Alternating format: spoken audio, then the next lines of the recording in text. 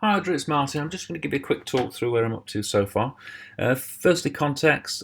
Social need. I'm looking at the homeless situation in the UK and the idea that we're a fractured society.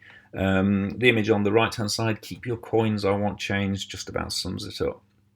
Um, Personal context. From a personal point of view, I had a business. In the last recession, I lost pretty much everything. I lost my business, my home, I lost my family.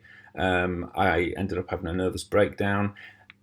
I'm telling you this because I know what it's like to have nothing at all. I know what it's like to be worthless in the eyes of society, and it's a situation I never want to go back to. I wake up every morning feeling very grateful for what I have now and for what I've built.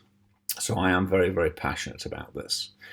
Um, what I can't get over with society is the hypocrisy within the UK, where you've got corporate charities which are run like corporate giants with massive pay scales.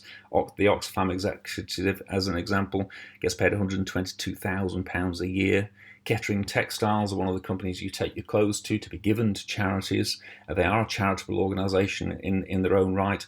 They generated £26.3 million last year, of which £10 million was profit, which is bizarre. When I come to design the interior, I was going to be very politically correct and do it very economically.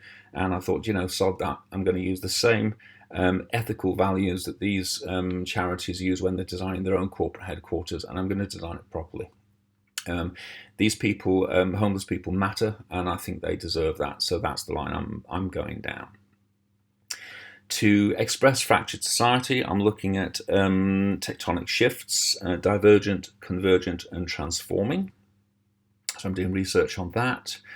To express that, I'm looking at the exterior as divergent, the facade as convergent, and then the interior as transforming. And each is a metaphor for the various stages from fractured society through to the solution that we can give them, etc. I'll go into more detail on the research over the next few weeks. The research itself, I'm looking at Arding and Hobbs, obviously, the history of them, which is fascinating. The history of the building itself, where we're up to so far. These are the current drawings that the architects are producing for how the building is going to be renovated and how they're taking inspiration from the existing architecture for the rooftop garden area. The location I've chosen will be in Huddersfield. This is the old square with the train station, so it's surrounded by historic buildings. This is looking from the other direction. These buildings are roughly the same period as the Hobby building, so it's a particularly suitable location for it, I think. And as you can see, going back through history there. When I do the primary research, I'm going to do it in two stages. I'm going to do the first stage as me, going in. I'm going to drive my BMW into town. I'm going to have a coffee at Costa. I'm going to speak to people and make notes. The following day, I'm going to do the same thing. I'm going to use public transport to go in. I'm going to dress right down. I'm going to be very, very scruffy. I'm going to look homeless, and I'm just going to see what the reaction is. Will they speak to me?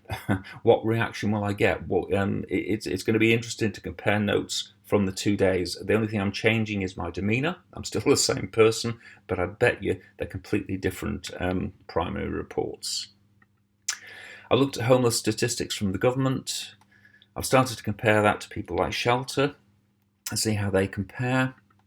I'm also looking at people like Crisis and Glassdoor to see what the solutions they're putting in place, because obviously there's lessons that could be learned there. The same with the Big Issue. Also Amazon, fascinating. Amazon have a new initiative now where you can send things directly to homeless people, so that you're cutting out the middleman effectively, and you're buying things and getting them delivered directly to them on the street, which I think is absolutely fantastic. I've also found a number of interviews with a number of homeless people, their story basically, and how they see themselves and how they think society sees them. And then finally, I'm looking at Maslows Hierarchy of needs. I need to look at a structure when I'm designing the interior, and the Maslows hierarchy looks at the basic necessities that we have to cover within that. So it's been interesting reading. So yeah, a lightning tour, really quick. I hope that makes sense. And if you watch the portfolio page over the next couple of weeks, you'll see this building as we go. Thank you for listening. Okay, bye-bye.